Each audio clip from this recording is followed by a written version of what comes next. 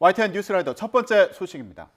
오늘 새벽부터 서울 지하철 3호선 경기 고양시 원당역에서 원흥역까지 구간에 전기 공급이 끊겨서 운행이 지연되고 있습니다. 복구가 늦어지면서 출근길 불편이 이어지고 있는데요. 취재기자 연결해서 자세한 상황 알아보겠습니다. 부장원 기자. 네, 사회부입니다. 네, 열차 운행은 아직도 정상적으로 이루어지지 않고 있는 상황인가요?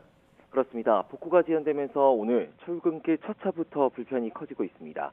서울 지하철 3호선 원당에서 원흥역 구간에서 오늘 새벽 4시 반쯤 정전이 발생하면서 전기 공급에 차질을 빚고 있습니다.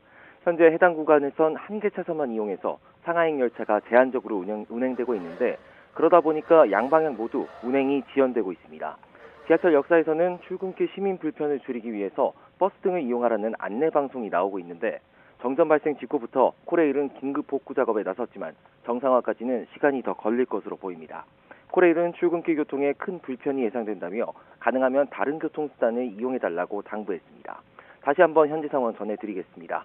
오늘 출근길 첫 차부터 서울 지하철 3호선 원당에서 원흥역 구간에 운행이 지연되고 있습니다. 새벽 4시 반쯤 정전이 발생하면서 전기 공급에 차질을 빚었는데 현재 해당 구간에선 한 개 차선만 이용해 상하행 열차가 제한적으로 운행되고 있습니다. 그러다 보니 양방향 모두 운행이 지연되고 있고 지하철 역사에선 출근길 시민 불편을 줄이기 위해 버스 등을 이용하라는 안내 방송도 나오고 있습니다. 정전 발생 직후부터 긴급 복구 작업에 나섰지만 정상화까지는 시간이 좀 더 걸릴 것으로 보입니다. 코레일은 출근길 교통에 큰 불편이 예상된다며 가능하면 다른 교통수단을 이용해달라고 당부했습니다. 지금까지 사회부에서 YTN 부장원입니다. 오늘 새벽 경기도에 있는 불교 시설에서 불이 나서 2명이 다쳤습니다. 남해 고속도로에서는 달리던 차량 넉 대가 잇따라 부딪히는 사고가 났습니다. 밤사이 사건 사고 권준수 기자입니다.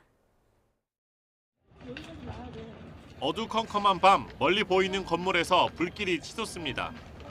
화재 현장에 다가가는 소방차 한 대는 오르막길을 힘겹게 올라갑니다. 불이 난 곳은 경기도 남양주시 수동면에 있는 불교 시설. 그리고 화재 진압이 좀 많이 더딘 상황인데 이게 진입로가 너무 협소하다 보니까 이곳에서 잠을 자던 70대 여성은 건물 밖으로 빠져나오다 넘어져 팔을 다쳤고 60대 남성은 심한 화상을 입었습니다. 불은 2시간 반이 지나서야 꺼졌는데 소방당국은 정확한 화재 원인을 조사 중입니다. 어제 저녁 8시쯤엔 남해 고속도로 섬진강 휴게소 근처에서 차량 4대가 연달아 부딪혔습니다. 앞서 가던 화물차를 관광버스 한 대가 들이받고 뒤따라오던 다른 차량까지 잇따라 사고가 났습니다. 이 사고로 관광버스 운전자 60대 남성이 다리를 다쳐 병원으로 옮겨졌습니다. 다행히 버스 안에 탄 승객은 없었고 다른 운전자들도 다치지 않았습니다. 경기도 안산시 구봉도 근처에선 바닷가에서 놀던 외국인 유학생 4명이 고립됐다가 구조됐습니다. 어제 오후 4시쯤부터 밀물이 순식간에 차기 시작하며 바다 한가운데에 갇힌 겁니다. 이제 외국인이다 보니까 물때도 인지 못하고 그래서 피하다 보니까 이제 갯바위로 올라가셔가지고 이들은 바다가 없는 몽골 출신의 유학생들이었는데 다행히 모두 다치지 않았습니다. YTN 권준수입니다. 네, 다음 소식 전해드리겠습니다. 국민의힘이 돈봉투 수수 의혹이 불거진 정우택 의원의 공천을 취소한 데 이어서 5.18 폄훼 발언 논란이 제기된 도태우 후보의 공천도 전격 취소했습니다. 더불어민주당도 목발 경품 발언과 관련한 거짓 사과 논란을 이유로 정봉주 후보의 공천을 취소했습니다. 이종환 기자입니다.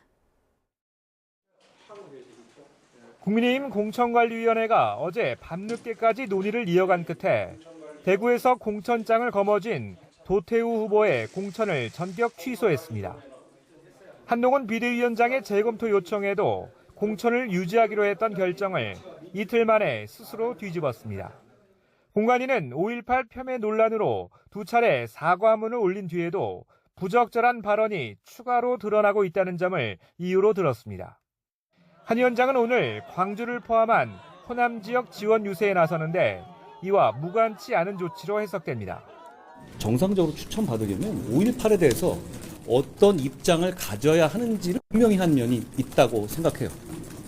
그리고 여기에 대해서 아쉬운 부분이 많이 있을 수 있겠지만 그 이후에 뭐 다른 발언들이나 이런 부분에서 제가 좀 살펴보고 있습니다. 앞서 어제 국민의힘 공관위는 돈봉투 수수 의혹이 불거진 국회 부의장 정우택 의원의 충북 청주 상당 지역구 공천도 취소했습니다. 대신 옆 지역구 경선에서 패한 대통령실 출신인 서승우 전 충북도 행정부지사를 전략 공천했습니다. 정우택 후보에 대한 불미스러운 상황이 지속적으로 발생하고 있습니다. 국민의 눈높이 및 도덕성 기준에 미치지 못하는 사안으로 판단하게 됐습니다. 전격적인 공천 취소 결정은 어젯밤 더불어민주당에서도 이뤄졌습니다.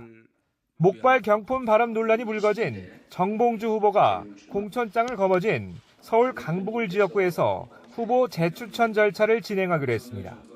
정 후보가 비명계 현역 박용진 의원과의 경선에서 승리한 지 불과 4일 만입니다. 민주당은 목함주례 피해 용사에 대한 거짓 사과 논란으로 국민께 심려를 끼쳐 당원 당규에 따라 결정했다고 밝혔습니다. 문제의 심각성을 저도 인지하고 있습니다. 사안을 파악해서 상응하는 대책들을 강구해 나가겠습니다. 일단 우리 국민들의 눈높이에서 사안을 바라보도록 하겠습니다.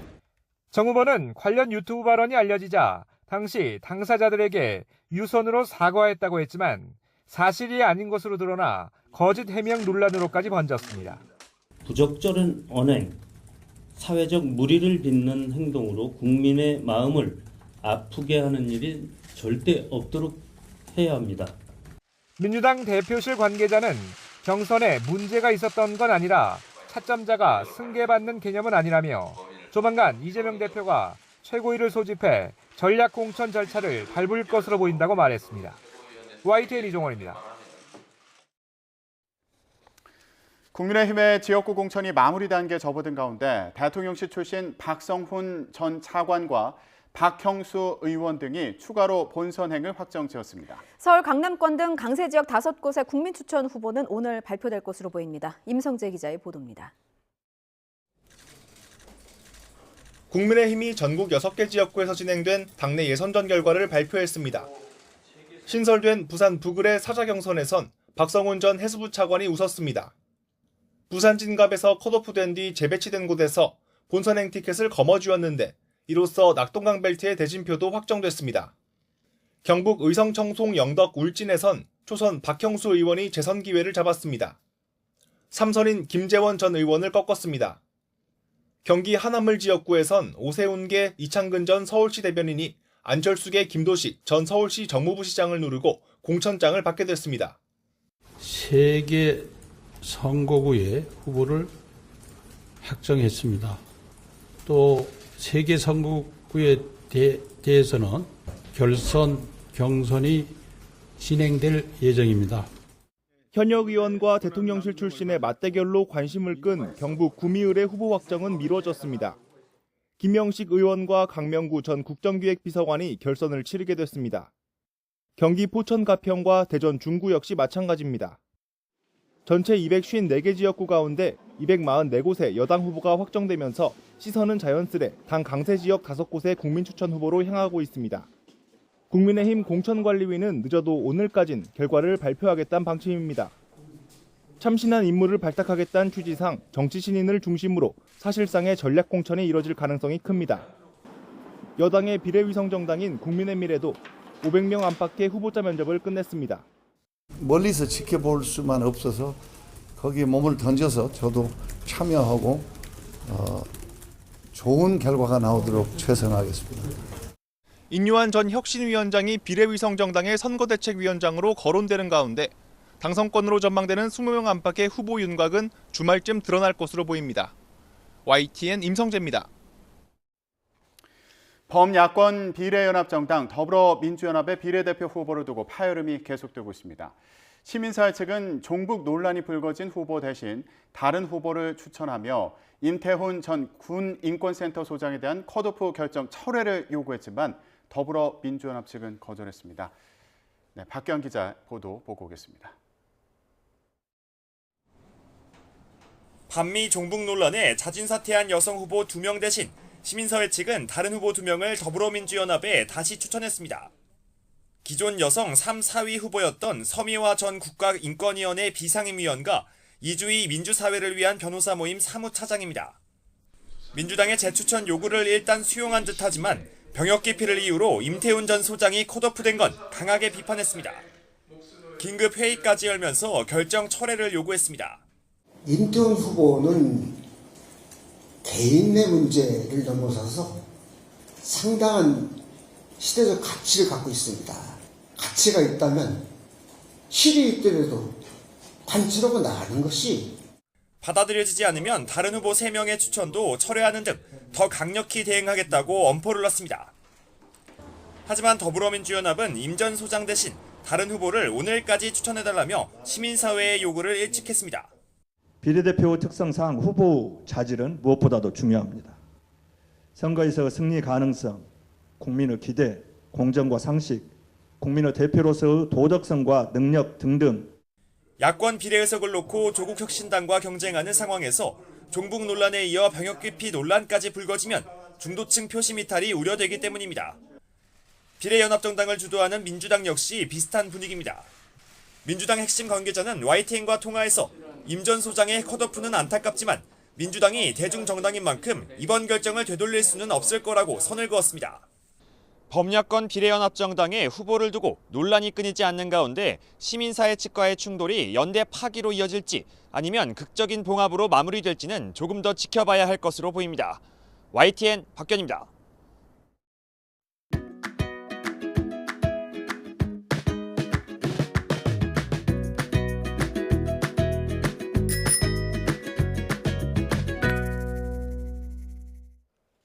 국민의힘 한동훈 비대위원장은 어제 부산과 경남의 낙동강 벨트를 찾았습니다. 지난 총선에서 9곳 중 5곳을 민주당이 차지한 만큼 국민의힘이 사활을 건 곳인데요. 자, 이곳에서 한 위원장은 민주당은 물론 조국 혁신당까지 겨냥했습니다. 한 위원장의 어제 발언을 들어보시죠. 주호영 의원이 대표 발의했다시피 비례 정당에서 유죄 확정된 경우에 그 다음 승계를 금지하는 법안을 저희가 공약으로서 추진하겠습니다. 왜냐하면 지금 모 비례정당 같은 경우는 주로 범죄 혐의로 재판 확정을 남긴 사람을 줄줄이 사탕을 서 있잖아요. 그럼 계속 이어받겠다는 취지거든요. 조국이 확정되면 황운하가 받고 황운하가 확정되면 그 다음이 받고 이런 위안이에요. 이재명 대표나 조국 대표 같은 후진 세력들이 대한민국을 후진시키려고 하고 있습니다. 과거의 문제죠. 되게 과거에 천착하고 복수에 천착하죠. 저는 그래서는 시민들의 삶이 나아지지 않는다고 생각합니다. 한 위원장은 오늘은 야권의 텃밭인 호남 지역을 방문합니다. 전남 순천과 광주, 전북 전주를 찾습니다. 특히 광주에서는 5.18 민주화운동의 상징인 충장로에서 거리 인사에 나서는데요. 5.18 관련 발언으로 논란을 빚은 대구 중남구 도태우 후보의 공천 취소 직후인 만큼 한 위원장이 어떤 입장을 밝힐지 주목됩니다. 한 위원장은 앞서 지난 1월 광주를 방문했을 때에는 5.18 정신에 대해 이렇게 말했는데요. 들어보시죠. 제가 솔직히 말씀드리죠. 저는 우리 당은 광주에서 호남에서 정말 당선되고 싶습니다. 그렇게만 된다면 우리 당의 승리이기 앞서서 이 나라 정치에 값을 매길 수 없을 정도의 대단한 승리가 될 것이기 때문입니다. 광주의 동료 여러분, 우리 한번 그렇게 해봅시다. 국민의힘은 5.18 정신이 민주주의를 지킨 우리 헌법 정신과 정확하게 부합하는 정신이라고 생각합니다. 그렇기 때문에 헌법 전문에 수록하는 것을 단순히 동의하는 게 아니라 적극적으로 추진합니다. 말씀드린 것처럼. 더불어민주당 이재명 대표는 대전, 세종, 충북을 잇따라 찾아 중원 표심을 공략했습니다. 대전에서는 정부의 R&D 예산 삭감을 지적하고 충북 청주에서는 오송 지하차도 참사에 대한 정부의 책임을 강조했습니다. 또 살만하면 2번 찍든지 아니면 집에서 쉬시라 이런 발언도 했는데요. 들어보시죠. 그런데 이 정권은 폭력적인 R&D 예산 삭감으로 대전의 오늘과 대한민국의 내일을 파괴했습니다. 윤석열 정부가 윤석열 대통령이 정시 잘했다. 나라 살림 잘했다. 살만하다. 견딜만하다. 즐거운 마음으로 앞으로도 계속 더 많은 고난 줘서 나라 살림하게 해야 되겠다 싶으면 가서 열심히 2번을 찍든지 아니면 집에서 쉬십시오. 집에서 쉬는 것도 2번을 찍는 것과 같습니다. 이 같은 이재명 대표 발언에 대해 국민의힘은 국민을 편가르는 막말이라면서 비판했습니다. 이 대표는 오늘은 울산과 부산을 방문해서 영남 표심의 지지를 호소합니다. 부산을 찾는 건 지난 1월 피습 사건 이후에 처음인데요. 피습 사건 이후 퇴원할 당시에 증오의 정치를 끝내자고 했던 이 대표. 오늘 부산에서는 어떤 메시지를 내놓을지 관심입니다. 퇴원 당시에 이 대표 발언을 들어보시죠. 모두가 놀란 이번 사건이 증오의 정치, 대결의 정치를 끝내고 서로 존중하고 상생하는 제대로 된 정치로 복원하는 이정표가 되기를 진심으로 소망합니다. 그리고 각별하게 우리 부산 시민 여러분, 그리고 생사가 갈리는 그 위급한 상황에서 적절하고도 신속한 응급 조치로 제 목숨을 구해주신 부산의 소방, 경찰, 그리고 부산대 의료진 여러분께 각별한 감사의 말씀을 전합니다. 민주당 이재명 대표는 인천 계양을 해서 국민의힘 원희룡 후보와 맞대결을 벌이죠. 이른바 명룡 대전으로 주목받는데요. 민심 2024 격전지를 가다 오늘은 인천 계양을 지역을 소개합니다. 김경수 기자가 현장을 다녀왔습니다.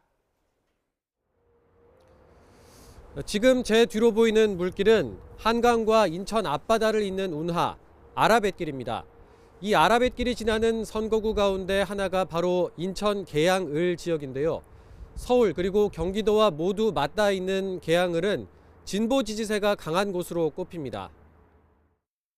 지난 2004년 이후 치러진 7번의 국회의원 선거에서 단 한 번을 빼곤 모두 민주당 후보가 이겼습니다. 그래서 보수의 무덤으로 불리기도 하는데 이번 총선에선 대선 주자급 인물들이 맞대결하는 격전지로 떠올랐습니다. 민주당에선 2년 전 계양을 보궐선거로 국회에 입성한 이재명 후보가 재선을 노리고 있습니다. 당대표 업무와 다른 후보 지원 유세로 지역구에만 집중할 수 있는 여건은 아닌데 대신 저녁 시간이나 주말을 이용해 지역 주민과 접촉면을 늘리고 있습니다.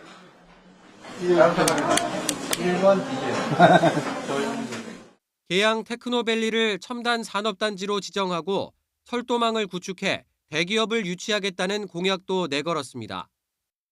제가 당대표로서 역할을 하면서도 지역을 충실하게 챙겨나가겠다는 말씀 드리면서 또 당대표로서 하는 일이 우리 계양을 지역 발전에 훨씬 더 도움이 되는 요소도 있다는 점을 우리 주민들께서 이해해 주시면 고맙겠습니다.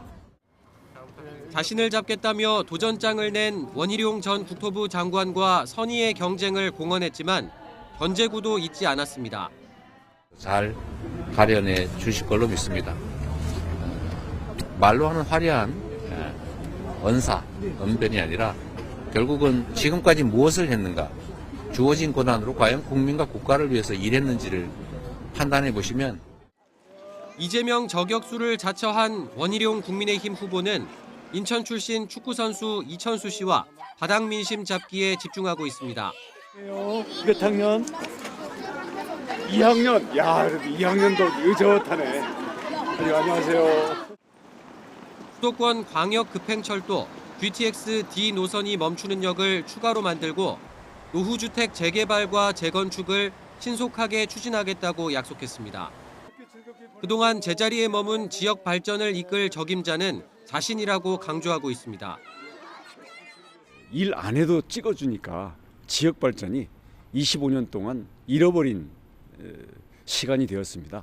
그래서 제가 국토부 장관으로서의 경험 그리고 저는 약속은 확실히 지켜내는 추진력을 갖고 있는 사람입니다.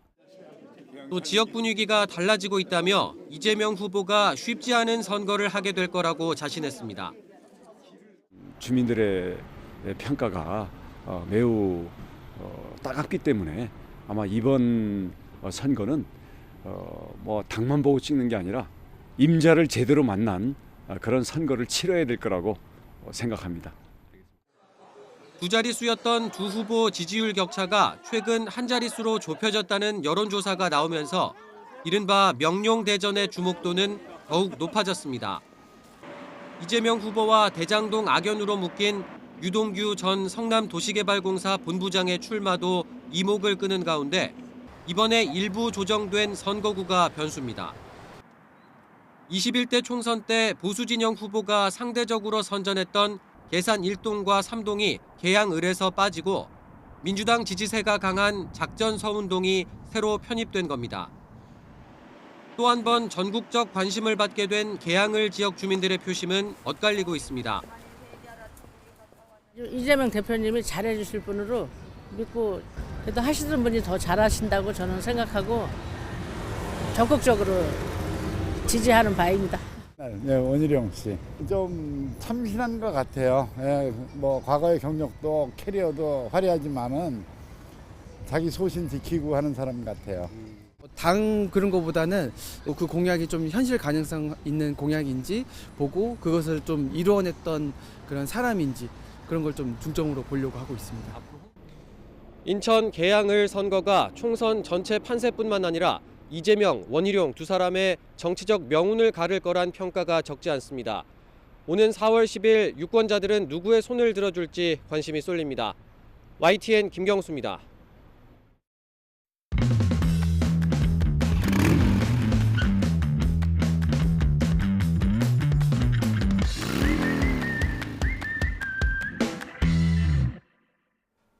YTN 뉴스라이더 함께하고 계십니다. 집으로 출장을 간 사장님이 있습니다. 무슨 출장을 집으로 가냐 싶으실 텐데 실제로 사장님은 집에서 자고도 출장비를 타갔습니다.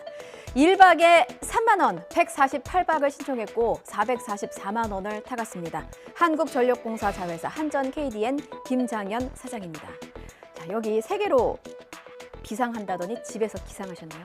감사원에 걸려서 444만 원은 모두 반납했습니다. 윗물이 이런데 뭐 아랫물이라고 말겠습니까? 2016년부터 출장을 간다는 사람이 자택에서 잤는데도 출장 하루당 꼬박꼬박 3만 원씩 타갔습니다. 이런 출장이라면 저는 1년 365일 완전 가능합니다. 이승배 기자입니다.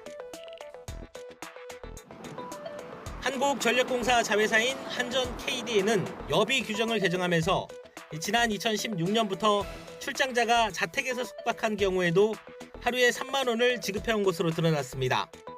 감사원이 최근 5년 동안 이런 식으로 10박 이상 출장비를 받아간 사람을 따져봤더니 임원과 직원을 합쳐 214명, 1억 8천만 원에 달했습니다. 입찰 담합과 불법 하도급도 적발됐습니다. A 부장은 지난 2022년 한전이 발주한 9억 7천만 원짜리 입찰을 따내려고 협력업체를 들러리로 세웠습니다. 또 8억 3천만 원짜리 사업을 발주하면서 사정이 딱하다는 이유로 사업 능력이 없는 기업에 하도급을 준 것으로 나타났습니다. 또 다른 한전 자회사인 한전 KPS는 휴가를 편법으로 주다가 꼬리를 잡혔습니다. 회사 콘도를 이용하면 유급 특별 휴가를 주고 경주와 나주, 제주에 있는 자체 교육시설에 휴가를 가도 교육으로 근태를 처리해왔습니다. 지난 2020년부터 3년여 동안 특별 휴가와 교육 일수를 합치면 만일이 넘는데 직원들은 그만큼 공짜 연차를 즐겼습니다. 콘도나 생활교육권을 이용하는데 휴가나 교육으로 처리한다든가 아니면 자택에서 숙박을 하는데 그 부분에 대해서 돈을 준다든가 이런 게 상식적으로는 말이 안 되는 이야기인데 과거부터 쭉 이렇게 기관차에서 이루어져 있었던 일인 거죠. 특별한 죄의식 없이. 공을 차랬더니 주먹질을 하지 않나, 그라운드에 집중하랬더니 카드놀이에 돈을 걸지를 않나. 축구대표팀 얘기입니다. 아시안컵 대회를 코앞에 두고 일부 선수가 축구협회 직원과 판돈을 걸고 카드게임을 한 것으로 드러났습니다. 대한축구협회는 해당 직원을 징계할 방침이라고 밝혔습니다. 이런 일탈이 어쩌다 생긴 일일까요? 아니면 너무 묻어져서 해야 할 일과 하지 말아야 할 구별이 어려운 상황인 걸까요? 축구협회의 행정과 대표팀의 자세까지 어느 하나 꼬집지 않을 수가 없습니다. 이거 뭐 직원 한 명의 일탈이다, 선긋기로 끝나면 안 된다는 목소리 들리기는 들리시는 거죠? 이경재 기자입니다. 대한축구협회는 지난 아시안컵 준비 기간에 지원 스태프가 휴게실에서 선수들과 카드놀이를 한 사실을 인정했습니다. 판돈이 오간 것도 확인했습니다. 직원 한 명의 일탈 행위로 이번 사건을 마무리하겠다는 입장인데 축구계 안팎에선 협회의 이러한 안이한 인식을 질타하는 목소리가 높습니다. 돈을 건 카드게임이 대회 기간엔 없었는지, 재미와 휴식의 차원을 넘는 내기 문화가 만연돼 있는 건 아닌지, 선수들의 책임은 없는지, 또 이러한 내부 정보가 어떻게 유통됐는지 더 들여다볼 내용이 많다는 겁니다. 협회는 이 문제에 대해서 무겁고 명확한 책임감을 느낌과 동시에 다시는 이러한 일에 대한 재발이 일어나지 않도록 철저한 조치와 규정을 이번 기회에 반드시 마련해야 할 것입니다.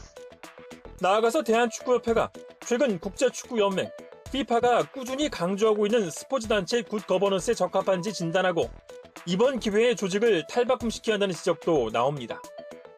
2024년에는 대한축구협회가 새로운 미션을 정립할 단계에 와 있는 거예요. 여기서 조직을 진단해서 부서나 직원들의 재배치를 민주적으로 해야 되고 이 속에서 앞으로 5년, 10년의 미래를 설계해야 되는데 여기 경찰청 이름이 떡하니 적힌 공무원증. 이거 누가 봐도 경찰 신분증 같죠? 위조품이라고 합니다. 감쪽 같아서 혹시나 경찰 사칭범들에게 속지 마시라고 저희가 큰 사진으로 준비했습니다. 가상화폐를 저렴하게 팔겠다면서 피해자를 유인한 뒤에 경찰을 사칭해서 돈을 뜯어내려던 일당이 경찰에 붙잡혔습니다. 서울경찰청은 그제 오후 서울 역삼동 일대에서 30대 남성 등 5명을 강도 미수 등의 혐의로 체포했습니다. 이들은 가상화폐를 저렴하게 팔겠다고 미끼를 던졌고 피해자는 깜빡 속아 넘어갔습니다. 돈을 들고 약속 장소로 나갔죠. 그런데 그때 경찰을 사칭한 다른 일당이 나타납니다. 가상화폐를 불법으로 거래하려고 했다면서 현금 1억 3천여만 원을 압수하겠다, 돈을 빼앗으려다가 미수에 그쳤다고 합니다. 경찰은 피해자의 신고를 받고 바로 출동했고요. 검문 검색 과정에서 가짜 경찰 공무원증을 발견해 피의자 4명을 현행범으로 붙잡았습니다. 일당들은 경찰에 신고한 피해자를 폭행까지 하고 달아났었다고 합니다. 물론 멀리는 못 가서 붙잡혔지만요. 피해자가 현장에서 달아나려던 한 명을 더 붙잡으면서 일당 6명 중에 5명이 잡혔고요. 나머지 1명의 뒤를 경찰이 쫓고 있습니다. 자문 없는 자문료를 받아 챙기는 곳이 있습니다. 서울대 얘기입니다. 이것은 마치 붕어 없는 붕어빵, 슉슉 칼 없는 칼국수 같은 거 아닙니까? 그래도 여기에는 먹을 거라도 있지 자문도 없는데 자문료는 왜 받는 건지 모르겠습니다. 서울대에서 입주 기업들의 해마다 수백만 원의 자문료를 받는데요. 컨설팅은 전혀 없어서 입주 기업들의 불만의 목소리가 높다고 합니다. 서울대의 입장을 물어봤습니다. 제가 실소를 금할 수가 없었습니다. 임대료가 저렴해서 추가로 자문료로 돈을 받고 있는 거래요. 임대료와 자문료, 이게 어떤 상관관계가 있어서 낮은 임대료 대신에 자문료를 더 받는다는 걸까요? 윤웅성 기자입니다. 서울대 소속 연구소에 7년 전 입주한 소프트웨어 업체 대표 김모 씨. 주변보다 저렴한 임대료에 유능한 인재들과의 협업도 가능할 것 같아 선택한 곳입니다. 그런데 학교에서 이듬해부터 갑자기 자문 계약서를 체결하자더니 임대료 외에 추가로 돈을 받기 시작했습니다. 순수하게 자문 계약으로 알고 저도 동의를 했던 거고, 자문을 받음으로써 회사 프로그램 개발에 이런 데 좀 도움이 되리라고. 계약서에는 전기 설계와 응용 프로그램 개발을 위해 자문해준다며 시기와 방법까지 구체적으로 적혀 있습니다. 이렇게 자문료 명목으로 거둔 돈이 지난 6년 동안 2천만 원이 넘습니다. 제가 최초에 알고 있는 그런 자문에 대해서 전혀 자문을 한 사실이 없고. 왜 계약과 다르게 자문이 없는지 학교 측에 여러 차례 문의했지만 돌아온 답은 임대료가 저렴해 추가로 돈을 받고 있다는 것이었습니다. 공간 사용료에 대한 명목이었던 것 같은데요.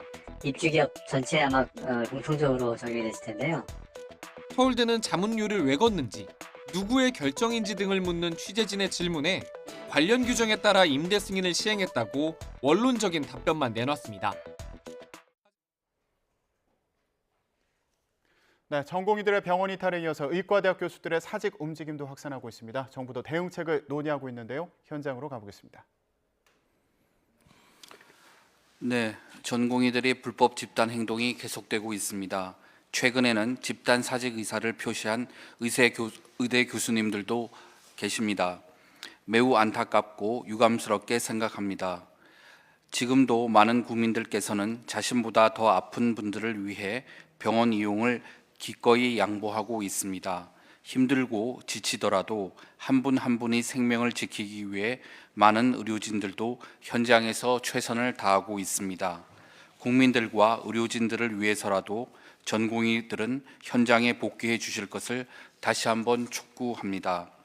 의사는 환자 곁을 지킬 때 인정받고 존중받을 수 있습니다. 지금보다 더 큰 목소리를 낼 수 있습니다. 정부는 생명이 위급한 환자가 진료받는데 차질이 없도록 최선을 다하겠습니다.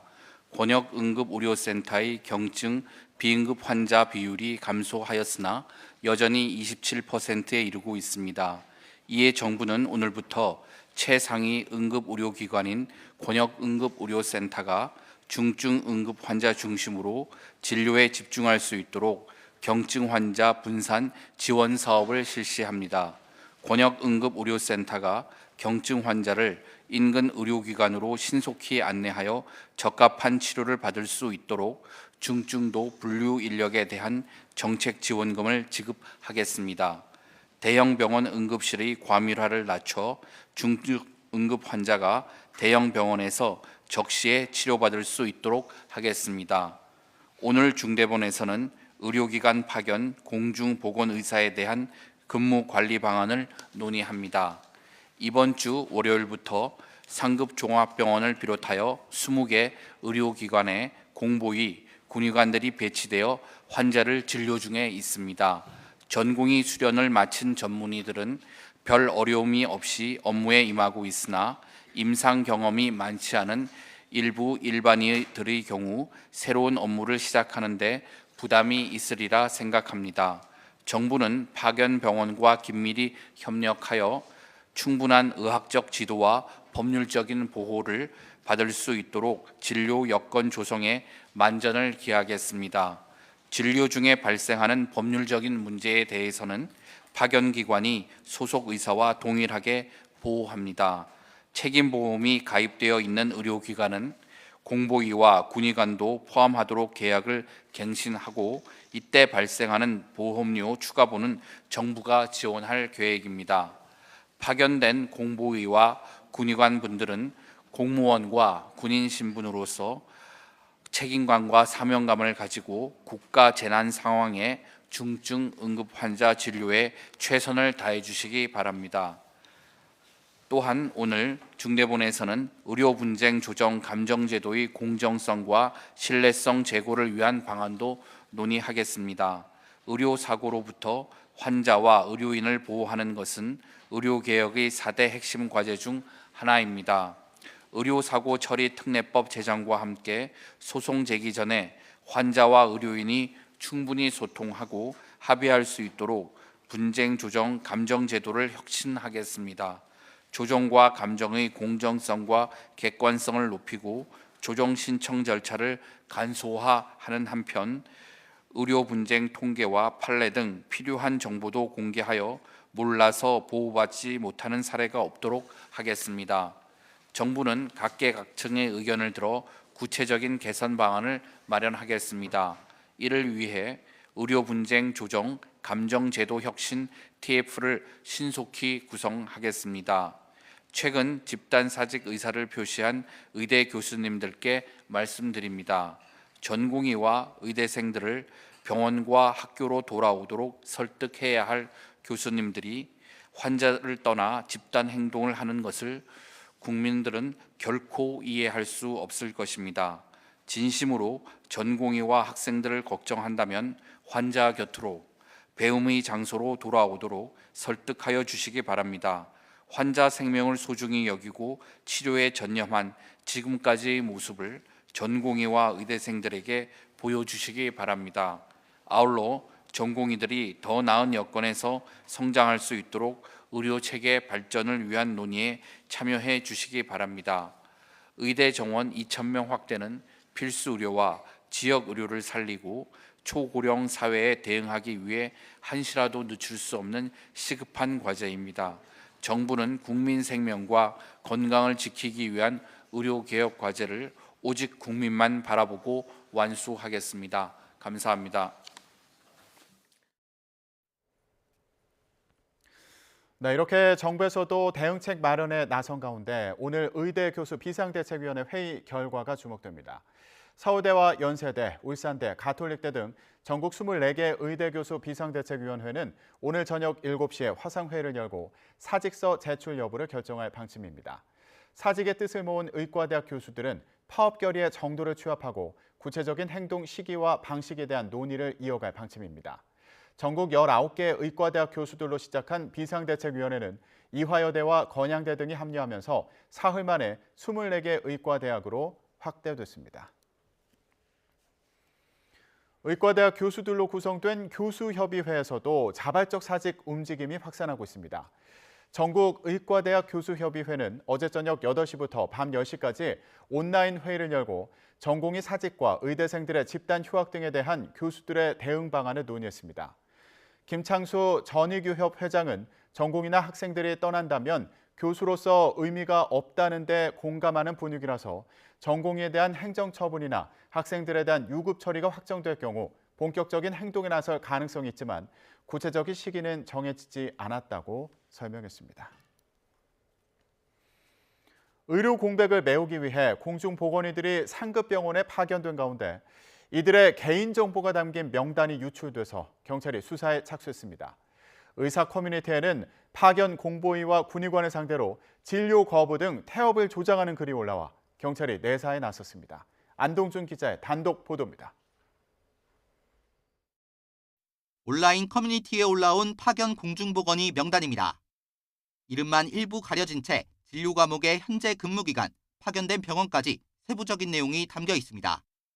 이 같은 공보의들의 개인정보가 인터넷 커뮤니티 3곳에 게시된 건 이달 초. 정부가 의료 공백을 메꾸기 위해 공보의와 군의관 100여 명을 상급 종합병원에 파견하기도 전에 누군가 명단을 유출한 겁니다. 그러자 보건복지부는 지난 12일 업무 방해 등 혐의로 경찰에 수사를 의뢰했고 경찰은 서울경찰청 사이버수사대로 사건을 배당해 수사에 착수한 것으로 확인됐습니다. 문건을 유출한 사람이 누구이고 해당 게시글을 작성한 사람이 누구인지 확인에 나선 경찰은 강제 수사도 적극 고려하고 있습니다. 공보의와 군의관에게 진료를 거부하라는 진료 지침 게시글에 대해서도 경찰은 수사할지를 놓고 검토에 들어갔습니다. 경찰은 아직 신고가 접수되진 않았지만 이미 수사 중인 전공의 지침글과 비슷한 유형으로 보고 있습니다. 해당 게시글에는 병원에서 군의관과 공보의에게 강제로 일을 시킬 권한이 없다며 걸려오는 전화도 받지 말라는 지침이 담긴 것으로 알려졌습니다. 대한의사협회 전 현직 집행부에 대한 경찰 조사도 계속되고 있습니다. 박명하 비대위 조직강화위원장은 소환조사 이틀 만에 다시 피의자 신분으로 출석했고 주수호 홍보위원장도 휴대전화 포렌식 첨가를 위해 다시 한번 경찰을 찾았습니다. 고발장에 근거한 저의 죄목이 전혀 사실 무근이고 거기에 대한 근거라든지 증거가 전혀 없다는 건 저는 확신하고 있기 때문에 여기에다 김태구 의협 비대위원장도 추가 조사를 앞두는 등 전공의 의료 공백 사태 관련 수사는 한동안 이어질 전망입니다. YTN 안동준입니다. 성폭력 피해자들을 지원하는 해바라기 센터라는 곳이 있습니다. 피해가 발생할 경우 빠른 법의학적 증거 수집이 필수지만 최근 전공의 진료 이탈이 장기화되면서 곳곳에서 차질이 생기고 있습니다. 유서현 기자가 전해드립니다. 서울경찰청에서 일선경찰서에 뿌린 공문입니다.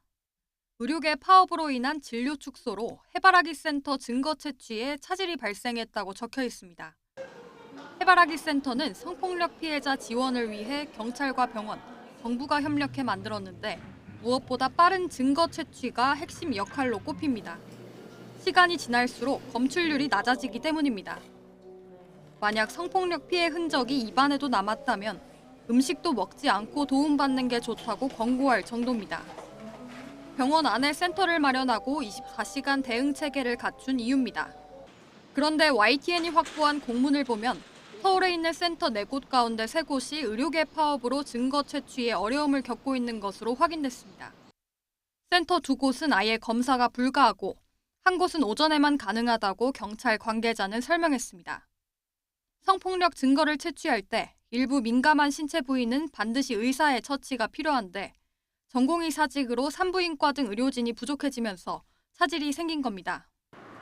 지연으로 인한 추가 피해를 우려해 경찰과 정부도 대응에 나섰습니다. 서울 해바라기 센터에서 검사받지 못한 피해자들을 인계할 수 있게 병원 3곳을 선정했습니다. 실제로 이번에 지정된 은평 인정병원에는 찾아오는 성폭력 피해자가 부쩍 늘었습니다.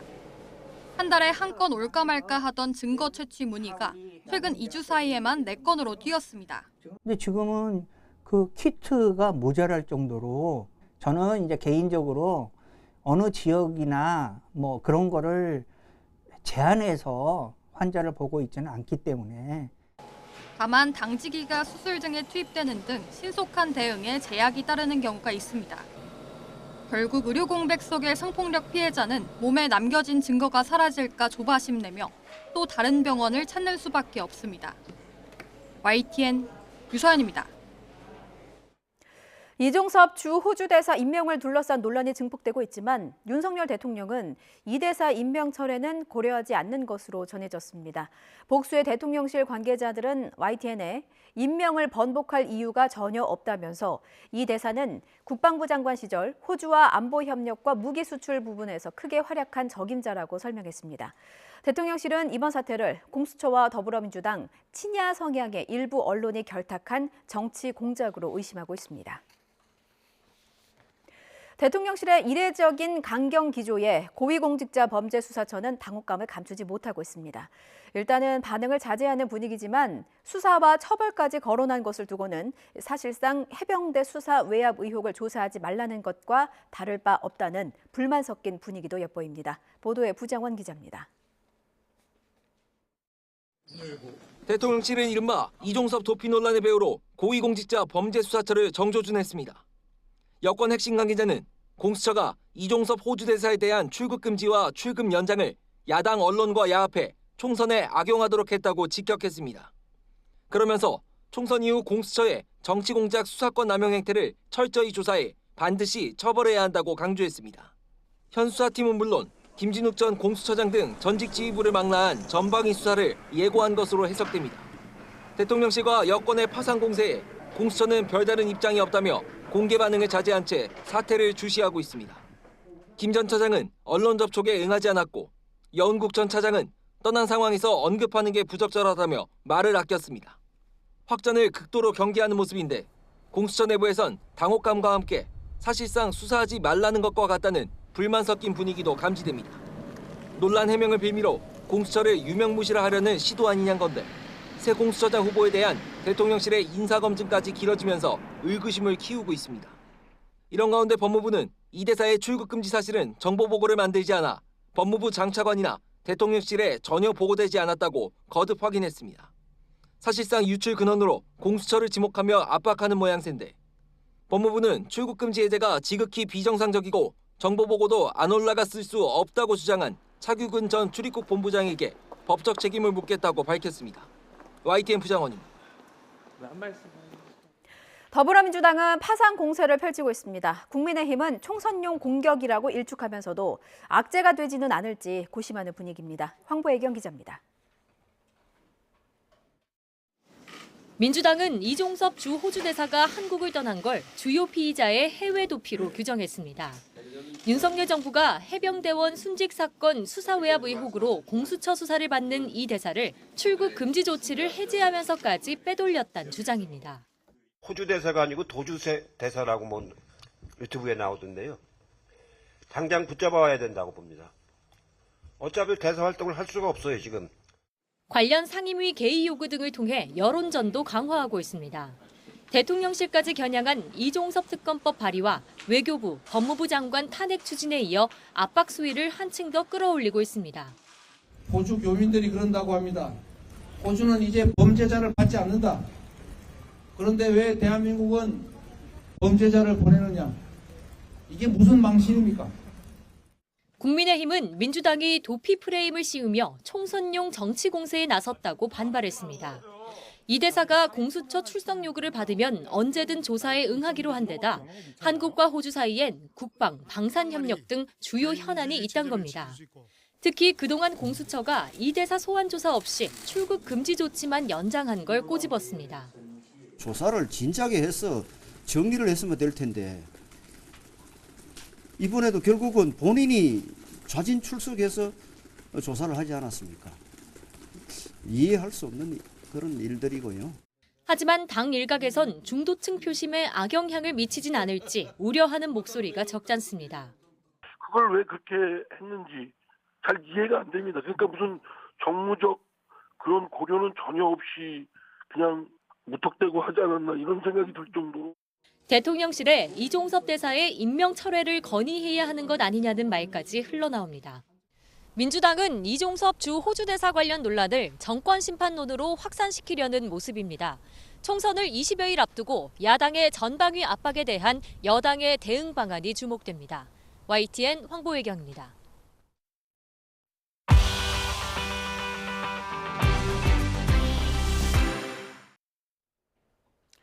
오늘 새벽부터 수도권 지하철 3호선 경기 고양시 원당역에서 원흥역까지 구간에 전기 공급이 끊겨서 운행이 차질을 빚고 있습니다. 복구가 늦어지면서 출근길 불편이 이어지고 있는데요.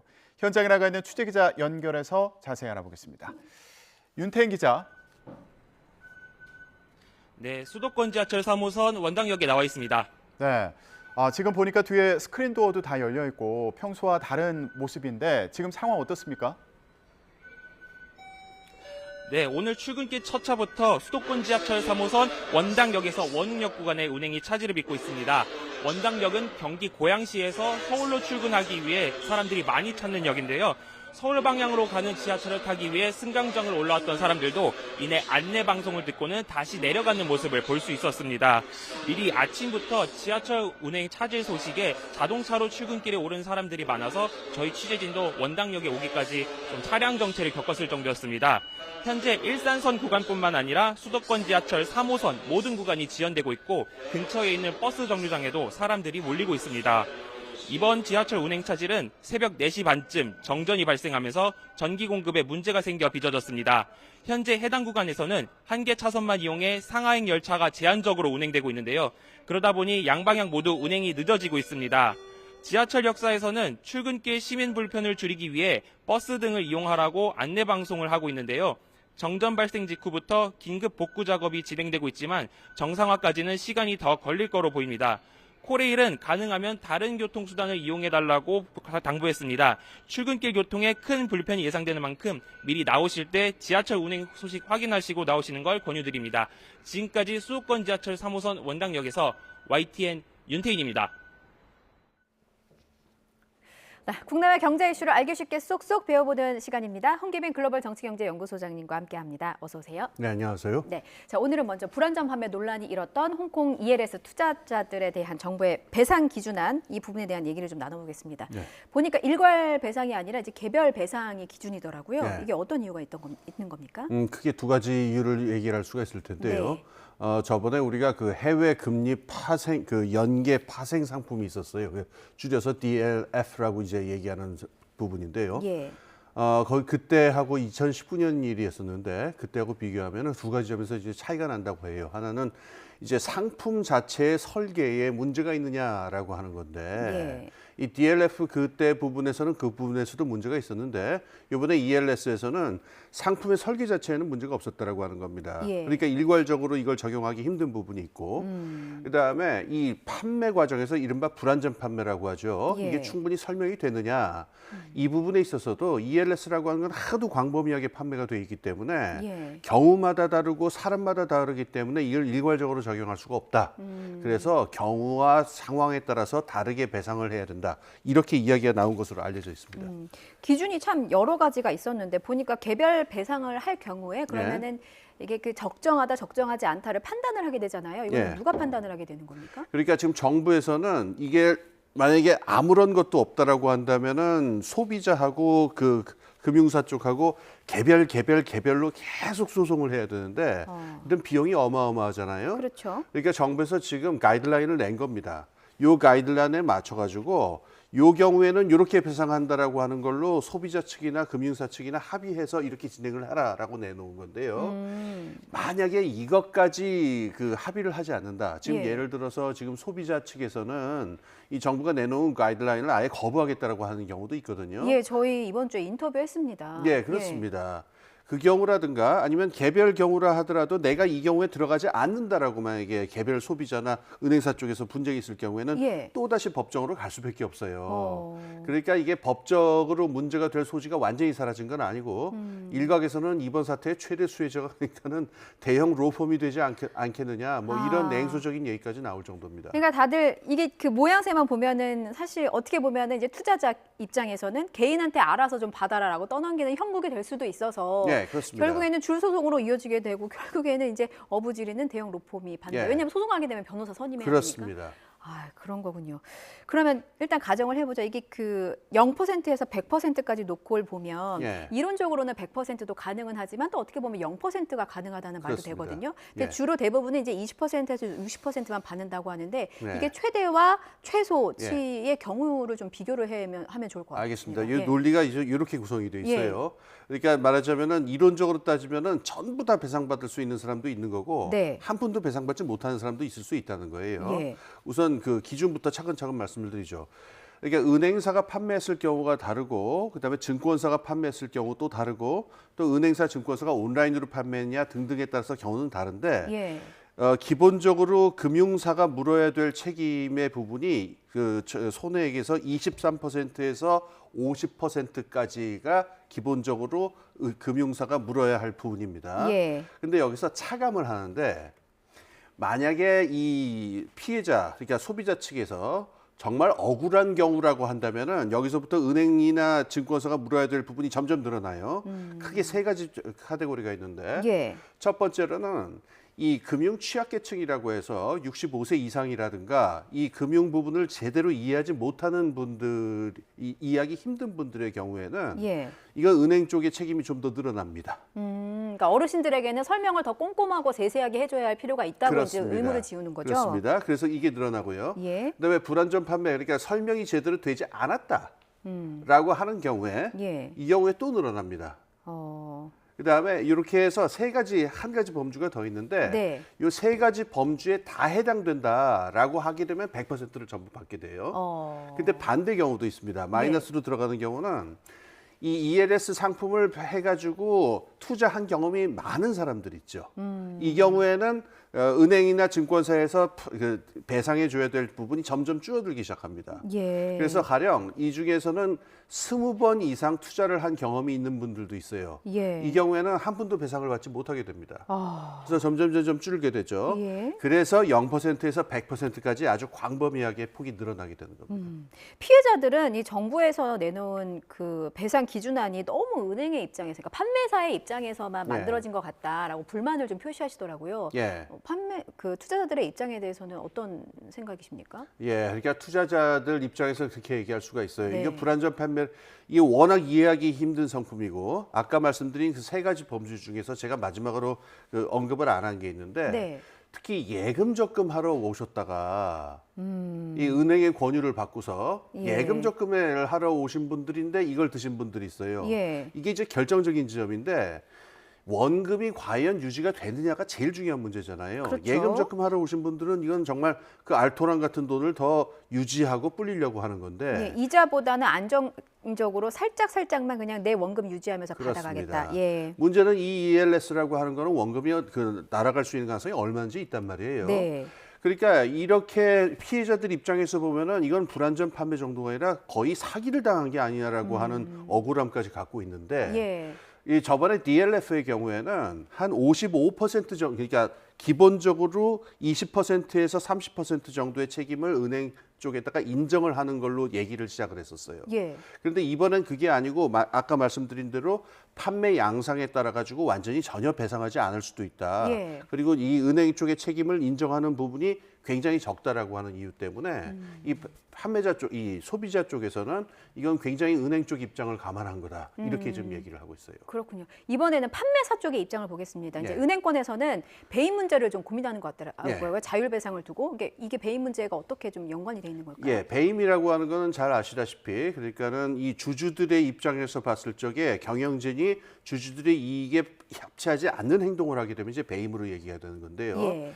은행이나 금융사 쪽에서 만약에 이 소송이 걸려가지고 배상하지 않을 수 없게 됐을다라고 하게 되면 이건 당연히 배임이 아니겠죠. 예. 그런데 지금 문제는 소송을 걸지 않은 상태에서 예. 정부의 가이드라인이란 말이에요. 이 가이드라인에 해가지고 정부에서는 은행이나 증권사 보고 자율 배상을 하라고 얘기를 하고 있단 말이에요. 예. 그럼 자율적으로 어떤 지금 소송이 걸린 것도 아닌데 자율적으로 배상을 하려 나서게 된다면은 주주들 입장에서는 이거는 은행이 배임을 우리들의 이익을 해치는 게 아니냐, 배임하는 게 아니냐라고 걸 수가 있으니까 이 가능성을 걱정을 하는 거죠. 그렇군요. 피해자들의 말씀을 들어본 걸 좀 떠올려 보면 정부 배상안을 받아들이지 않겠다, 그러니까 배상 신청을 하지 않겠다는 분들도 좀 있는 것 같아요. 그런데 그렇습니다. 이게 다윗과 골리앗이 싸움이 되지 않을까 우려하는 목소리가 높아서 어쨌든 소송을 제기를 해도 승소할 가능성이 이제 피해자들 입장에서는 있는 겁니까? 그게 좀 불투명한데요. 네. 지금까지의 경험을 보게 되면은 거기서 어떤 딱이 이렇다 할 만한 결론이 나오지 않는 경우가 많고 특히 이 소비자들이 이렇게 어떤 자신들의 이익을 보호할 수 있을 만한 결론이 나오는 경우가 그렇게 많지가 않다고 그래요. 네. 그래서 정부가 이번에 이 가이드라인을 준비한 배경도 그런데 이 배임이다 뭐다 은행 쪽에서 그다음에 피해자 쪽에서도 이거를 억울하다 전액 배상받겠다 이런 식으로 해서 전면적인 어떤 법률 전쟁으로 가게 될 경우에는 네. 이거는 마찰과 비용이 너무 심하니까 이거를 최대한 줄이겠다라고 하는 걸로 이 가이드라인으로 웬만하면 합의 봐라라는 식으로 지금 몰고 가고 이제 인도를 하고 있는 셈인 거죠. 그렇군요. 예. 금융당국이 조만간 고위험 상품 판매 제도 개선안을 발표할 예정이라고 합니다. 여기는 좀 어떤 내용들이 담겨야 될까요? 제일 중요한 쟁점은 이겁니다. 그러니까 지금 아까 DLF라든가 ELS 같은 경우도 봤지만은 예. 이건 사실 전문가들이 볼 때도 이건 너무 복잡하고 여러 가지 일들이 꼬여 있어서 이게 이해하기가 쉽지가 않거든요. 예. 근데 이제 은행이나 증권사에 오신 분들은 아주 단순한 걸 원하는 경우가 많아요. 이때 이걸 갖다가 설명을 할 거냐, 어떻게 할 거냐에 따라서 이게 불안전 판매 문제가 발생을 하니까 네. 여기서 어떤 절차를 통해 가지고 설명을 할 거냐가 중요한 쟁점이 되고요. 이제 더 심할 경우에는 도저히 이해시킬 수가 없을 정도로 복잡한 상품의 경우에는 아예 예. 판매를 제한해야 되는 게 아니냐 이런 얘기도 나와요. 근데 이 부분에서는 은행이라든가 이쪽에서 반발이 심할 수밖에 없죠. 예. 이쪽에서는 상품을 팔아야 되는 입장인데 아예 판매를 제한해버리면 어떻게 하느냐. 그렇죠. 결국 이 갈수록 복잡해지는 금융상품의 논리를 예. 어떻게 쉽게 금융 소비자들에게 안전하게 전달할 수 있겠느냐. 이게 이제 제일 중요한 관건이 되겠죠. 예, 그런 부분이 이제 정부의 대책에 잘 담겨 있는지를 지켜봐야 될 것 같습니다. 다음 주제 넘어가서요. 정부의 신용 대사면 정책 살펴보겠습니다. 대출 연체자 300만 명에 가깝습니다. 298만 명의 신용 대사면을 실시한다고 하는데 네. 굉장히 많은 수치네요. 예. 요 내용부터 좀 말씀을 드릴게요. 네. 요 12일부터 시작해서 5월까지 지금 소액 연체자들이라고 그랬는데 정확하게 말하면 2천만 원입니다. 그러니까 2천만 원까지 연체가 돼 있는 분들이 요 기간 안에 연체된 액수를 정리를 하면 전액 갚게 되면은 그 신용 등급을 올려준다라고 하는 거예요.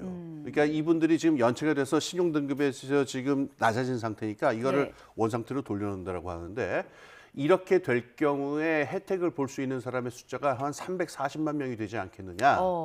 그러면은 이제 평균적으로 신용 점수가 평균적으로 한 37점 정도가 올라가게 된다. 이런 이야기가 나오고 있습니다. 알겠습니다. 이게 경제 문제와도 계속 얽혀 있는 부분이기 때문에 네. 이런 부분들까지 좀 세심한 배려가 좀 필요할 것 같다는 생각도 들었습니다. 지금 한 주간의 경제 이슈 살펴봤습니다. 지금까지 홍기빈 글로벌 정치경제연구소장과 함께했습니다. 소장님 고맙습니다. 네, 감사합니다.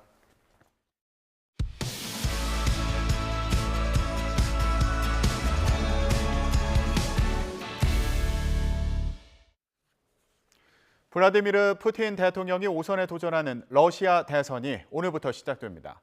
이번 대선은 러시아 본토는 물론 크림반도와 새 영토로 편입했다고 주장하는 우크라이나 4개 지역 등에서 오는 17일까지 사흘 동안 치러집니다. 총리 시절을 포함해 2000년부터 24년째 러시아를 통치하고 있는 푸틴 대통령이 5선에 성공하면 2030년까지 정권을 연장하게 됩니다. 애국가의 첫 소절을 장식할 만큼 상징성이 높은 백두산이 세계 지질공원으로 지정될 전망입니다. 하지만 중국의 신청에 따라 창바이산이란 이름으로 등재를 앞두고 있습니다. 베이징에서 강정규 특파원이 보도합니다. 해발 2,749m, 정상에 하얀 서리가 내린 백두산이 한반도와 중국 대륙을 동시에 굽어보고 있습니다. 지난해 7월 25일 유네스코 평가 전문단은 닷새 일정으로 이곳을 찾았습니다. 2020년 중국의 세계 지질공원 인증 신청에 따라 현지 답사에 나선 겁니다. 联合国教科文评估专家对长白山国美会为创建世界地质公园所做的大量工作印象深刻，给予肯定。 그리고 9월 유네스코는 세계 지질공원의 신규 후보지 18곳에 대한 등재 권고를 결정했습니다. 여긴 한반도 최북단에 있는 백두산이 중국명 창바이산으로 이름을 올렸습니다. 특별한 사정이 없다면 오는 27일까지 진행되는 유네스코 집행이사회에서 인증을 받게 됩니다. 2003년 백두산을 중국의 10대 명산으로 선정하면서 시작된 이른바 창바이산 공정의 성과인 셈입니다. 在地质、生物和文化多样性等方面工作成果显著，地质遗迹保护和生态保护基础设施完善。 백두산의 4분의 3은 중국 땅, 세계에서 가장 높은 화산호수, 천지의 절반은 북한령입니다. 북한도 2019년 백두산을 세계 지질공원으로 지정해달라고 신청했지만 후보에 오르진 못했습니다. 온 나라의 백두의 혁명 정신, 백두의 칼바람 정신이 차넘치게 하실 옥척의 신념과 의지를 안으시고 지질학적 가치를 지닌 자연을 보호하고 알리기 위해 48개국 195곳에 지정된 세계 지질공원. 4년 또는 2년에 한 번 재인증 과정을 거쳐야 합니다. 베이징에서 YTN 강정규입니다. 한국에서 처음 열리는 메이저리그 개막전에 나서는 샌디에이고 선수들이 입국했습니다. 샌디에이고 선수단은 전세기를 타고 오늘 새벽 1시 반쯤 인천국제공항에 도착했습니다. 선수단을 보기 위해 새벽 시간임에도 많은 야구 팬이 모였고요. 일본과 미국 언론도 취재에 나섰습니다. 동료들과 함께 고국에 온 김하성은 이제 실감이 난다면서 좋은 경기를 위해서 최선을 다하겠다고 말했습니다. 샌디에이고 선수들은 닷새 뒤인 오는 20일부터 이틀 동안 서울 고척 스카이돔에서 LA 다저스와 2024 정규 시즌 개막전을 연달아 갔습니다. 샌디에이고의 개막전 상대인 로스앤젤레스 다저스는 오늘 오후에 도착할 예정입니다. 한국에서 메이저리그 정규 시즌 경기가 열리는 건 이번이 처음입니다. 지난달에 깜짝 결혼을 발표한 슈퍼스타 오타니 쇼헤이가 서울에서 열리는 메이저리그 개막전을 앞두고 한국행 비행기를 타기 전에 아내 모습을 최초로 공개했습니다. 오타니는 한국행 비행기 앞에서 아내와 찍은 사진을 자신의 SNS에 게시했는데요. 기다려지다라는 한글 문구도 태극기와 함께 올렸습니다. AP 등은 오타니 아내가 프로 농구 선수 출신인 다나카 마미코라고 전했습니다. 다나카 마미코는 일본 야구 팬들이 오타니의 아내로 지목했던 인물입니다. 다저스 구단도 공식 SNS를 통해서 오타니 부부의 사진과 함께 한글로 쓴 다저스 로고를 올렸습니다.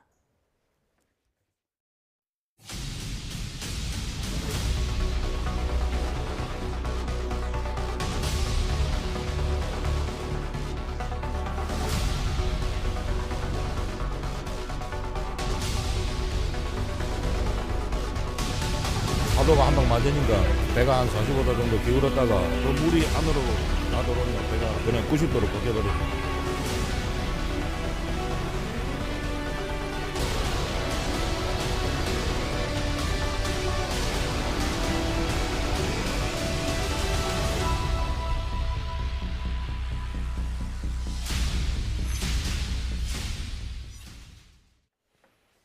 네, 어제 새벽 욕지도 해상에서 전복된 어선의 실종자 수색 작업이 이어지고 있습니다. 그런데 최근에 어선 사고가 유독 자주 발생하는 것으로 보이는데요. 원인은 뭐고 또 예방 대책은 없는지 짚어보는 시간 마련했습니다. 자세한 내용 김인현 고려대 법학전문대학원 교수와 얘기 나눠보겠습니다. 안녕하세요. 안녕하세요. 반갑습니다. 네. 자, 저희가 해상 사고 얘기를 하는데 법학전문대학원 교수를 모셨습니다. 예. 그런데 이전에 선장님이셨다고 들었어요. 예, 그렇습니다. 제가 한국해양대학을 졸업하고 항해사 선장으로 또 근무를 했습니다. 그 뒤에 좀 공부를 다시 해서 해상법 교수로 지금 고려대학교 법학전문대학원에서 강의를 하고 있습니다. 얼마 전에도 그 선장 면허를 다시 갱신해서 항상 바다로 나갈 준비를 하고 있습니다. 아, 선박 사고와 관련해서 법률 서비스를 제공하는 데 좀 일조하고 싶다 그런 생각을 하셨나 보군요. 예, 예. 자, 최근에 어선 사고 소식이 자주 들려와서 이게 남일 같지 않다 이런 생각을 좀 하실 것 같아요. 당장 어제 새벽에도 경남 통영시 욕지도 앞바다에서 어선이 침몰하는 사고가 발생했는데 당시에 기상 상황이 뭐 나쁘지 않았다 이런 얘기도 들리더라고요. 혹시 물론 침몰 원인에 대해서는 조사가 필요하겠습니다만은 좀 추정되는 원인에 대해서 말씀해 주실 수 있을까요? 예, 해진호 침몰 사고를 말씀하시는 것 같습니다. 당시 기상 상황이 좋았다는 그런 소식으로 봐서는 이게 무게가 많기 때문에 배가 침몰했지 않나 이렇게 그 생각이 듭니다.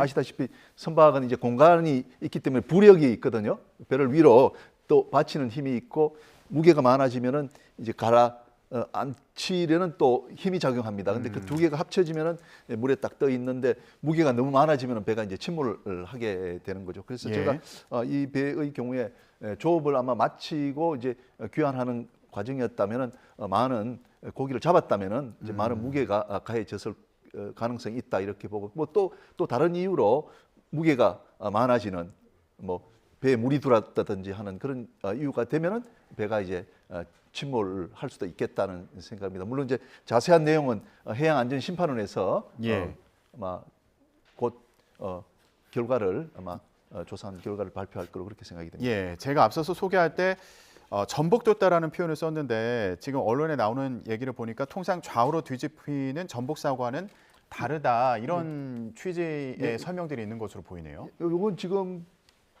제가 알기로는 해진호는 침몰 사고. 가라앉았다고 보면 되는 겁니까? 예, 그렇죠. 뒤집힌 그렇군요. 것이 아니고요. 예, 알겠습니다. 관련해서 지금 그 사고 원인에 대해서도 조사가 이제 진행이 되고 있는 그런 상황이고요. 지금 선박은 가라앉아 있는 상황인데 그렇다면은 실종된 선원에 대한 수색 작업도 진행되고 있지 않습니까? 혹시 선내에 있을 가능성에 대해서는 어떻게 보시나요? 글쎄 이제 제가 알기로는 그 연구 결과에 따르면 한 120시간까지 우리나라에 그 생존한 그런 기록이 있다고 합니다. 그래서 저로서는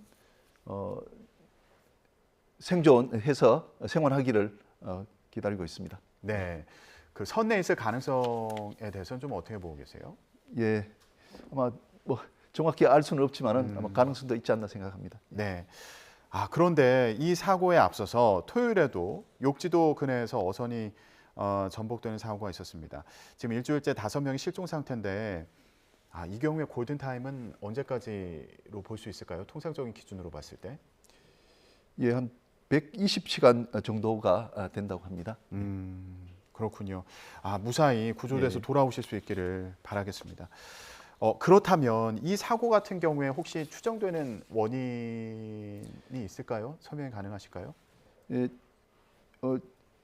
이건 지금 전복된 것으로 지금 제2 해신호 같은 경우에는 전복된 경우로 이렇게 생각이 듭니다. 이제 전복 되는 경우는 전부 복원성이라는 게 있습니다. 복원성이 나빠서 이제 사고가 나게 됩니다. 제가 이걸로 잠깐 설명을 드립니다만 선박 모형을 선박 모형을 하나 이제 가지고 나왔습니다. 어선은 아닙니다만은 우리가 오뚜기 원리를 좀 생각해 보면은 이해가 쉽습니다. 네, 지금 크게 나가고 있습니다. 밑에 요 밑쪽에 이제 무게가 많이 있으면은 쉽게 돌아오게 됩니다. 기울어졌어도 우리 오뚜기가 그렇지 않습니까? 밑에 무게가 많이 있으면은 밑쪽에 무게가 많이 있으면 돌아오게 되는데 위에 무게를 많이 실어버리면요. 요거 이 배랑 이 모형과 이 모형을 비교하면 이 모형은 위에 뭐가 없습니다. 아무것도 없지 않습니까? 예. 이 모형은. 그런데 이 모형은 요 위에 뭐가 많이 있습니다.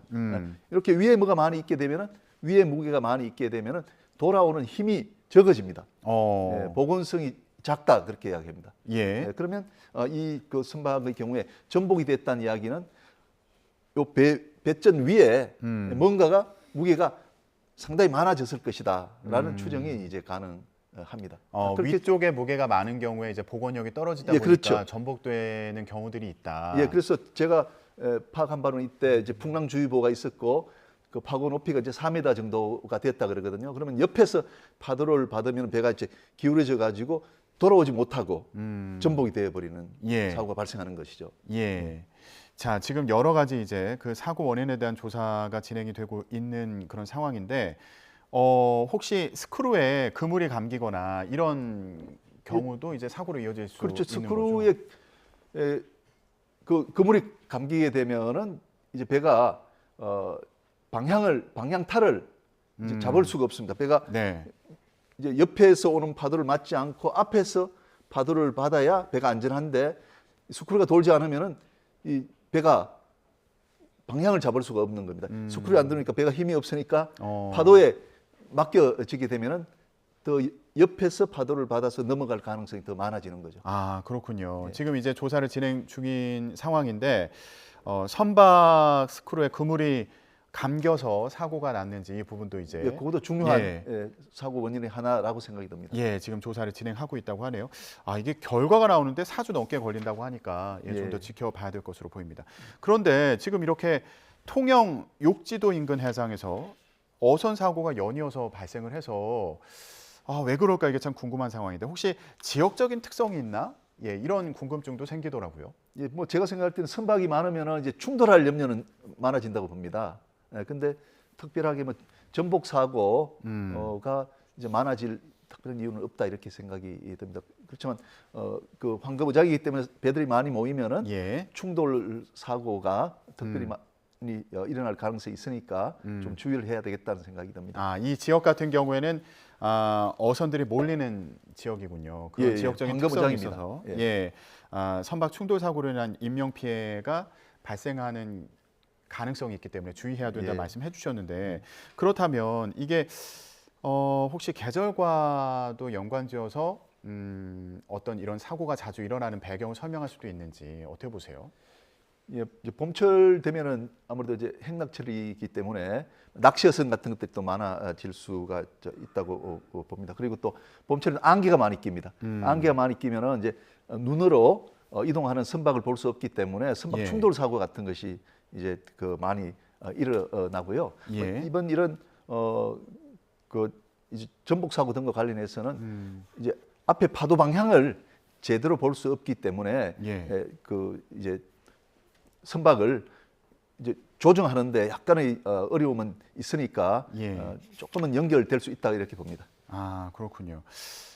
최근에 이 지역뿐만 아니라 이제 다른 지역에서도 어선과 관련한 그런 사고들이 이제 잇따라 일어나면서 여러 보도가 나오고 있는데 어민들 인터뷰한 기사를 봤더니 태풍 같은 돌풍이 자주 분다 이런 얘기를 한 경우가 있더라고요. 예, 이게 혹시 갑작스러운 기상 악화에 대한 얘기인가요? 예, 뭐 그렇다고 보입니다. 우리가 기상청에서 발표하는 것하고 현재하고 또 다를 수가 있습니다. 그래서 아마 국지적으로 기상이 아주 그 나쁜 상태의 사고가 났다는 표현을 그렇게 하신 것 같습니다. 그렇군요. 근데 풍랑특보가 이제 내려지는 경우가 있잖아요.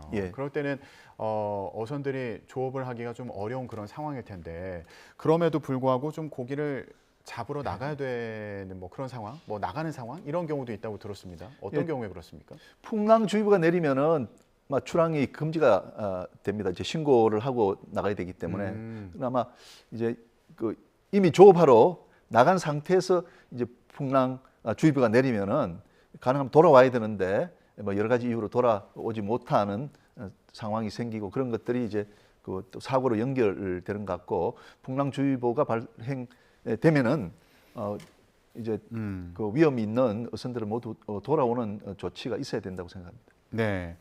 그러니까 뭐 풍랑주의보가 내려진 경우에 출항한 어선에 대해서 이제 조기 입항이나 해역으로 대피하도록 유도하거나 이제 이런 조치를 내리고 있는데 좀 강제적으로 돌아올 수 있게 하는 그런 조치가 필요하다. 그런 제도가 필요하다는 제도가 필요하다 그런 말씀이십니다.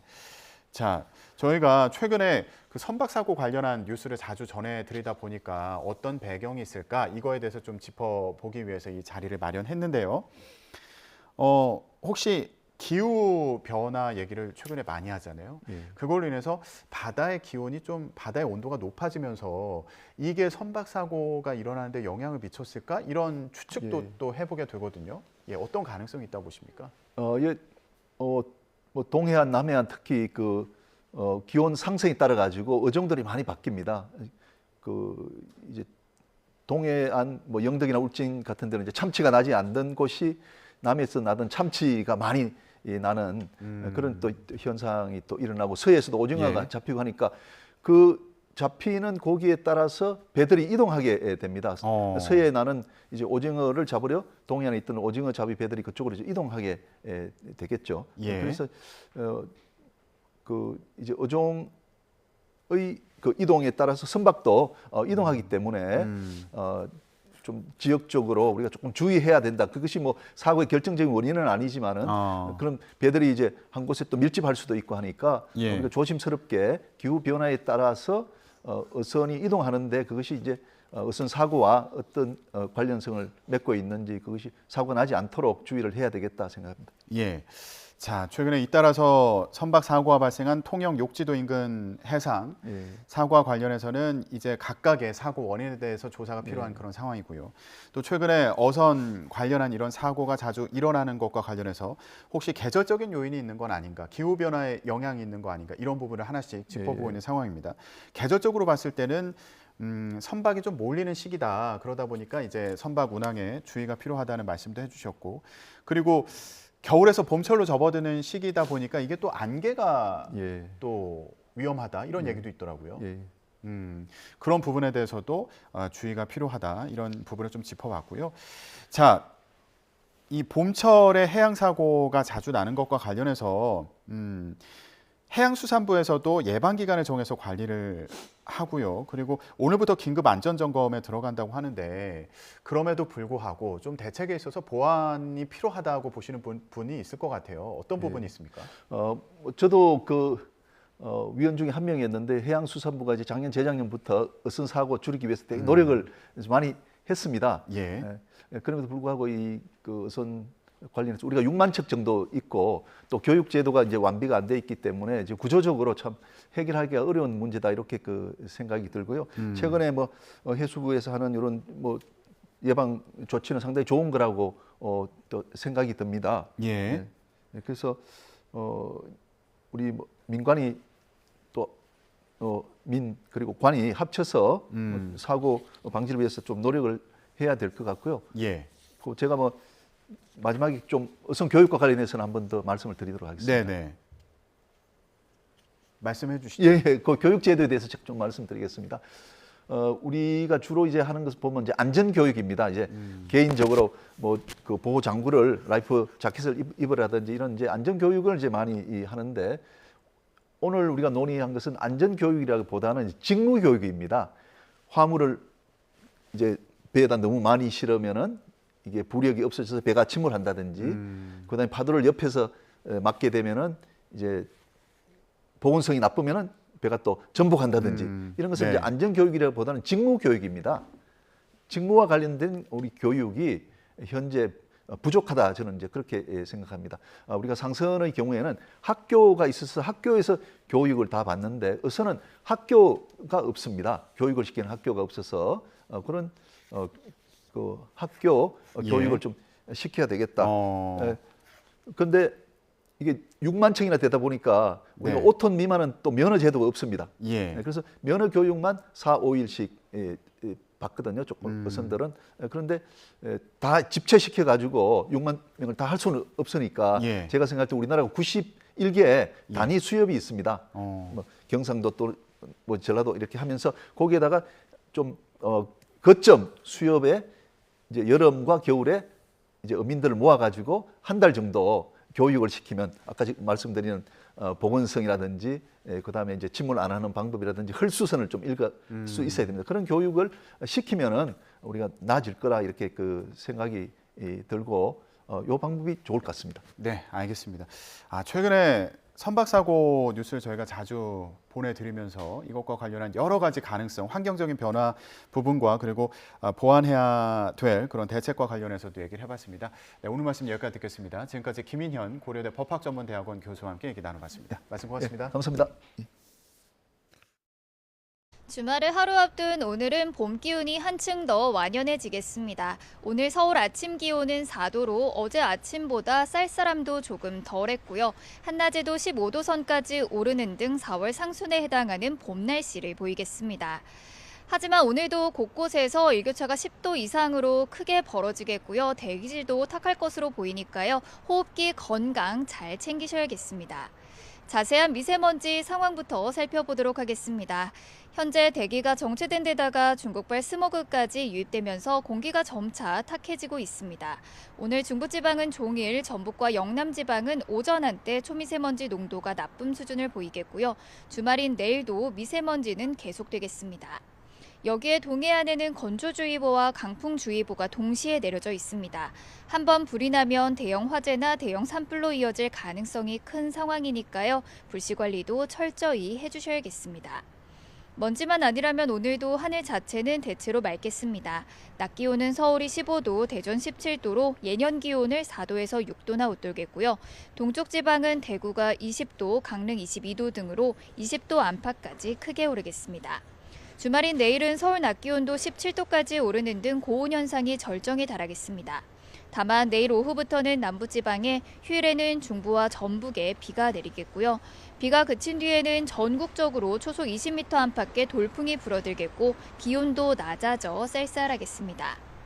초미세먼지는 이번 주말까지 이어진 뒤 휴일부터는 강한 바람에 밀려서 해소될 것으로 보이는데요. 하지만 일부 지역은 곳곳으로 주의보가 내려질 가능성도 큰 만큼 주말 야외 나들이 계획하셨다면 주의하셔야겠습니다. 지금까지 YTN 신미림입니다. 오늘 뉴스라던 여기서 마치겠습니다. 저희는 다음 주에 뵙겠습니다. 고맙습니다.